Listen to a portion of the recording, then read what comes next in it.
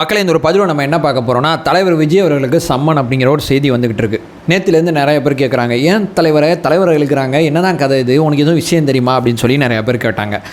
உண்மைக்குமே டைம் எடுத்துக்கிட்டேன், நிறைய விஷயங்கள் பார்த்தேன், நிறையா புரிஞ்சுக்க ட்ரை பண்ணேன். ஏன்னா இது வரைக்கும் இப்படி நடந்தது கிடையாதுங்கிறது இப்போ நான் இந்த விஷயங்கள் அத்தனையுமே பார்த்த பிறகு உங்கள்கிட்ட நான் முதல்ல சொல்லிடுறேன்.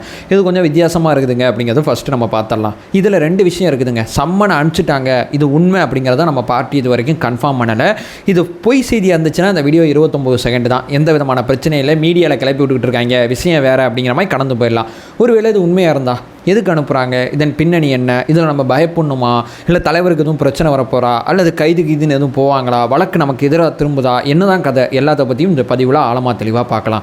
கொஞ்ச நாளைக்கு முன்னாடி இதை பற்றி நம்ம செப்பரேட்டாக ஒரு பதிவு பேசியிருந்தோம். அதில் ஒரு நல்ல கிளாரிட்டி கிடச்சிச்சு பிரதர். எங்களுக்கு நிறைய பேர் ஏமாத்தினாங்க எங்களை நியூஸில் போட்டு, ஓரளவு தெளிவாக நீ சொன்ன, ரொம்ப நன்றி அப்படிங்கிற மாதிரி நிறைய பேர் சொன்னீங்க. அதே மாதிரி ஒரு பதிவு தான் இது. தலைவரை தொட்டிருக்காங்க, என்னதான் கதை, தெளிவானமாக இந்த ஒரு பதிவில் பார்க்கலாம். உற்சாக வணக்கங்கள், வாங்க பதிவுக்குள்ளே போகலாம். முதல் விஷயம் மக்களே, அதாவது சம்மன் அனுப்புகிற செய்தி வந்துருந்துச்சுன்னா சம்மன் அனுப்பிச்சிட்டாங்க அப்படின்னு இந்த செய்தியை மட்டும் அரசியல் களத்தில் என்றைக்குமே பார்க்கக்கூடாது. ஏன்னா ஒரு செய்தியோட இன்னொன்று செய்தி என்றைக்குமே முடிச்சு போடப்பட்ட செய்திகள் தான். இது ஒன்றா இந்த பக்கம் சென்சார் சர்டிஃபிகேட் தாமதப்படுத்துகிறாங்க. ரெண்டும் யார் பண்ணுறா, சம்மன் அனுப்புகிறது சிபிஐ, சென்சார் போர்டு தாமதப்படுத்துறது யார். மூணாவது ஒரு ஆள் சொல்கிறேன், பாஜகவோட மிக முக்கியமான பொறுப்பாளர், தமிழ்நாட்டை அவர் தான் பார்த்துக்கிறாரு. அவர் தலைவர் விஜய் அவர்களை நேரடியாக கண்டித்து ஒரு விஷயத்தை பேசியிருக்காரு. தலைவர் விஜய் அவர்கள் அப்படிங்கிற ஒரு பேரை சொல்லி பேசியிருக்காரு.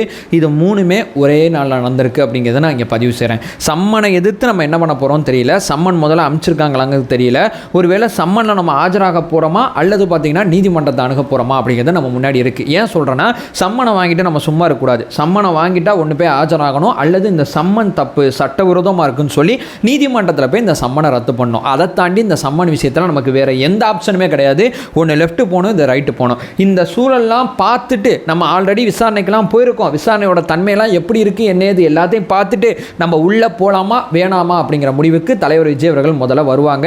ஏன்னா அதை மட்டும் பார்க்க மாட்டாங்க, சுற்றி இருக்கக்கூடிய செய்திகள் அத்தனையும் பார்த்துட்டு ஓகே இது நமக்கு போட்ட ஸ்கெட்சா அப்படிங்கிறதெல்லாம் பார்த்துட்டு ஒரு தெளிவான முடிவுக்கு வருவாங்க. இது நம்பர் 1. நம்பர் 2, அதாவது இது வரைக்கும் நம்ம பார்த்த வரைக்கும் இப்போ யார் யாரை விசாரிச்சிருக்காங்க, ஒரு நிகழ்ச்சி ஏற்பாடு செய்யப்பட்டிருக்கு. ஒரு நிகழ்ச்சியை ஏற்பாடு செஞ்ச கட்சிக்காரங்களை விசாரிச்சிருக்காங்க.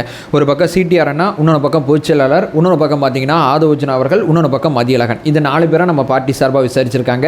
இந்த பக்கம் அனுமதி கொடுத்த போலீஸ்காரங்களை விசாரிச்சிருக்காங்க. ஏன்னா நம்ம என்ன சொல்கிறோம், நிகழ்ச்சியை நாங்கள் கரெக்டாக ஏற்பாடு பண்ணோம், போலீஸ்காரங்க ஒத்துழைப்பு கொடுக்கல, வேறு சில சதியும் இங்கே நடந்திருக்கு, அதனால தான் இவ்வளோ உயிர் இறந்து போச்சுங்கிறது நம்ம தரப்பில் நம்ம சொல்கிறது. அந்த பக்கம் என்ன சொல்கிறாங்க, நாங்கள் அறிவுறுத்தல் கொடுத்தோம், இந்த நிகழ்ச்சி ஏற்பாட்டாளர்கள் எதையுமே கேட்கல, இந்த கட்சிக்காரங்க அதனால தலைவரோட தாமதம் காரணமாக இவ்வளோ பெரிய அசம்பாவிதம் நடந்திருக்குங்கிறத அவங்க சொல்கிறது. இது ரெண்டில் எது உண்மை அப்படிங்கிறத நம்ம முன்னாடி இருக்குது. இதை தான் சிபிஐ இங்கே விசாரிச்சுக்கிட்டு இருக்கு.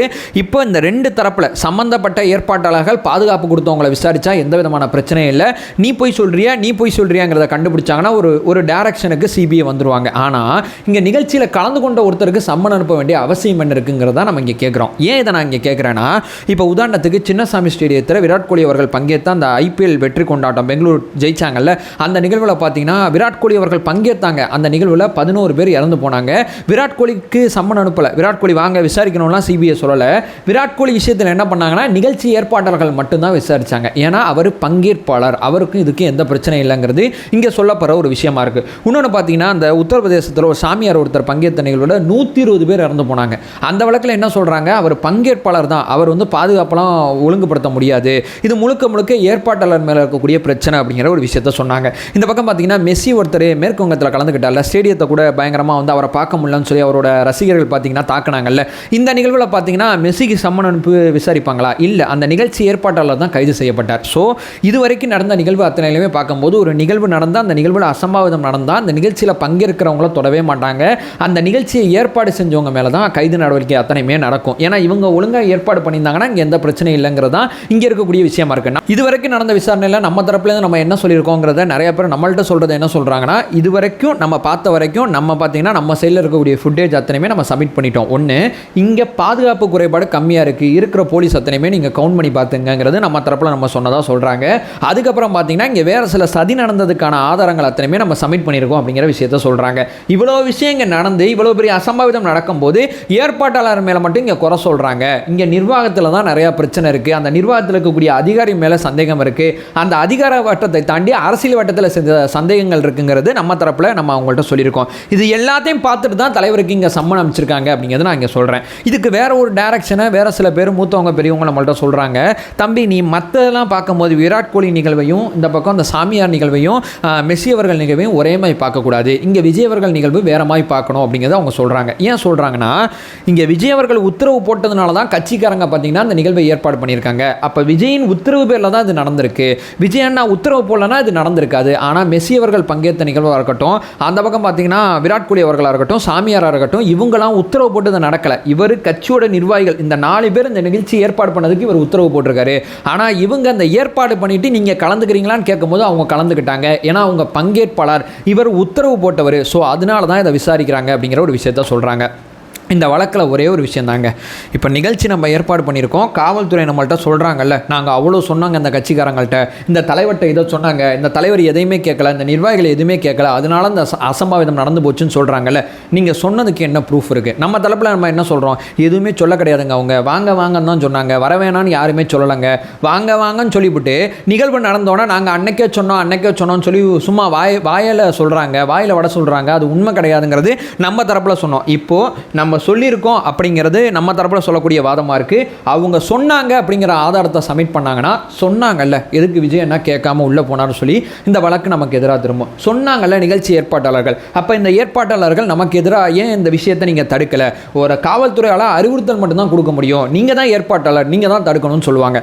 நீங்கள் சொல்லவே இல்லைங்கிறத நம்ம ப்ரூவ் பண்ணிட்டோன்னு வைங்களேன். சொல்லலை, அப்போ ஏன் சொன்னோன்னு போய் சொல்கிறேன், வழக்கு அவங்க பக்கம் திரும்பும். ஸோ சொன்னாங்க நம்ம கேட்கலங்கிற வாதம் சரியானதாங்கிறத அவங்க ப்ரூவ் பண்ணிட்டாங்கன்னா வழக்கு நம்ம பக்கமும், இல்லைங்க அவங்க சொல்லவே இல்லைங்கிறத நம்ம ப்ரூவ் பண்ணிட்டோம்னா வழக்கு அவங்க பக்கமும் திரும்புறதுக்கான வாய்ப்புகள் இருக்குது. இப்போ தலைவர் விஜய் அவர்கள் பார்த்தீங்கன்னா உத்தரவு பேரில் அந்த நிகழ்வு நடந்திருக்கா, இப்போ இவருக்கு அறிவுறுத்தல் கொடுக்கப்பட்டு இங்கே நின்னுங்க, இங்கே போகாதீங்க, நீங்கள் உள்ளங்கிற அறிவுறுத்தல் கொடுக்கப்பட்டு அதை தாண்டியும் அவர் அந்த நிகழ்வில் பங்கேற்றானா தலைவர் விஜய் அவர்கள் பக்கமும் தப்பு இருக்குது அப்படிங்கிற எங்களுக்கு முடிவுக்கு வருவாங்க. ஸோ இங்கே மிக முக்கியமானது பார்த்தீங்கன்னா காவல்துறை அறிவுறுத்தல் அப்படிங்கிறது தான் அந்த வழக்கோட தன்மையில் மிக முக்கியமானது. லெஃப்ட் போகிறதும் ரைட்டு போகிறதும் இங்கே தான் இருக்குது அப்படிங்கிறத நான் இங்கே பதிவு செய்கிறேன். ஸோ ஒரு கட்சியோட தலைவர் நிகழ்வையும் வேறு சில பேர் கலந்துக்கிட்ட நிகழ்வையும் வேற மாதிரி பார்ப்பாங்க சிபிஐ அப்படிங்கிற ஒரு கதையும் சொல்கிறாங்க. நான் முன்னாடி சொன்ன கதையை எனக்கு தெரியலங்க, இதெல்லாம் இப்படிலாம் பார்க்கணுமா, இந்த ஐடியாலஜியில் பார்க்கணுமாலாம் சத்தியமாக தெரியல. ஸோ இப்போ இந்த சம்மன் விஷயத்தில் நம்ம அடுத்து என்ன செய்ய போகிறோம், என்ன பண்ண போகிறோங்கிறத நம்ம சேர்த்து கவனிக்க வேண்டியது இருக்குது. நான் முன்னாடி சொன்னபடி சம்மன் மட்டும் இங்கே சிபிஐட்டேருந்து வரல, அதாவது மேலேருந்து வரல, சம்மனை தாண்டி வேறு சில குடைச்சலும் வந்துக்கிட்டு இருக்கு, அதோடு சேர்ந்து சம்மனும் வந்திருக்கு. சரி பார்க்கலாம் என்ன தான் நடக்குதுன்னு. ஏன்னா நம்ம தரப்பில் இருக்கக்கூடிய ஆதாரங்கள் எல்லாத்தையும் நம்ம சப்மிட் பண்ணியிருக்கோம். இன்னொன்று ஒரு விஷயத்தை நான் அழுத்தி சொல்கிறேன், சிபிஐ மட்டும் விசாரித்தா இங்கே புலனாய்ப்புகள் தப்பாக விசாரிக்கப்படுது அப்படிங்கிற ஒரு குற்றச்சாட்டு இங்கே இருக்குதுனால தான் நம்ம சிபிஐ விசாரணையே கேட்கல. இதெல்லாம் நம்ம அன்றைக்கே தெரியும், இந்த கதையெல்லாம் இப்படிலாம் போகும், இப்படிலாம் நவுத்துவாங்க, இந்த விளையாட்டுலாம் விளையாடுவாங்கிறது நமக்கு அன்றைக்கே தெரிஞ்சதுனால தான் சிபிஐ கேட்காம நீதிமன்ற கண்காணிப்பில் ஒரு விசாரணை கமிஷன் அமைங்கன்னு தான் நம்ம சொன்னோம். நம்ம இந்த வழக்கு விசாரணை, இந்த சம்மன் அனுப்புறது, இந்த நிகழ்வு அனுப்புறது, நம்மளை விசாரித்தது, இந்த தகவல் ஆவணம் அத்தனையுமே சிபிஐ குற்றப்பத்திரிகை கொண்டு வரும்போது ஒரு நீதிமன்ற கண்காணிப்பில் ஒரு விசாரணை கமிட்டி இருக்குது. அந்த கமிட்டி அக்செப்ட் பண்ணாதான் எல்லாமே ஒத்துப்பாங்க. சிபிஐ சொன்னால் மட்டும் இங்கே எதுவுமே உண்மை கிடையாது. சிபிஐ சொல்லக்கூடிய விஷயத்தை முதல்ல அந்த கமிட்டி நம்பணும். கமிட்டி நம்பின பிறகு தான் அது நீதிமன்றத்தில் சப்மிட் ஆகும். ஸோ நீதிமன்ற கண்காணிப்பில் இங்கே ஒன்று இருக்குதுனால எதை பற்றி நீங்கள் கவலைப்பட தேவையில்லை. ஏன்னா நீதிமன்றம் இங்கே கண்காணிக்குது. தலைவர் விஜய் அவர்கள் சரியான நேரத்தில் சரியான முடிவு.